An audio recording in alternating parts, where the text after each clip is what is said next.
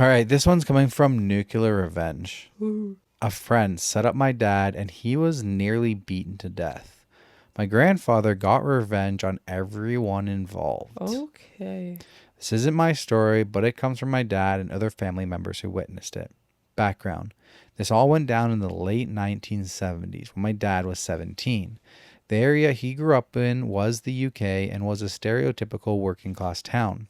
The part of town my family lived in was run down, full of poor families, and had its fair share of crime. But it was close knit and everyone knew each other. This will be important later. Now, my dad wasn't the most well behaved kid, and he had hated being at school.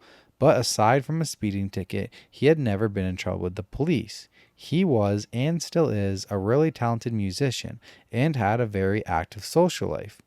For his 17th birthday, one of his, quote, friends had bought him a leather jacket with a very specific logo on it. We'll call this friend Dave for future reference. According to my dad, it was a rare and quite expensive motorcycle jacket.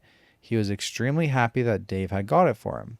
Dave had bought himself the same jacket a while before, and it was a big surprise.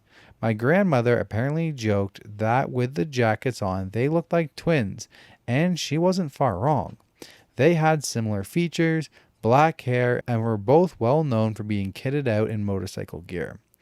A few days after my dad's birthday, he was leaving work as a bartender in the town center at around 10 p.m. As he was getting close to where his bike was parked, a gang of 5 men approached him from behind. The last thing my dad remembers was being smacked over the head and passing out as he hit the floor. These men beat up my dad with bike chains and crowbars, literally to within an inch of his life. Luckily, 2 bouncers from a nearby pub had heard the commotion and rushed to help. The men ran off. The bouncers called the cops, and my dad was taken to the hospital.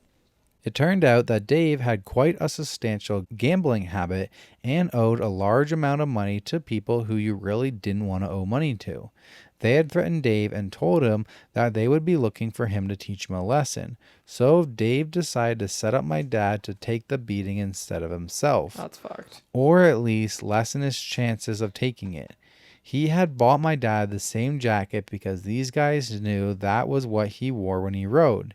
He then arranged for a guy he knew to find out when my dad left work and called up the loan sharks to let them know where, quote, Dave was. What a scumbag. For real. The revenge. My grandfather and my grandmother were obviously distraught about this whole thing. The first thought on my grandfather's mind was if my dad would survive. When that was answered, his second thought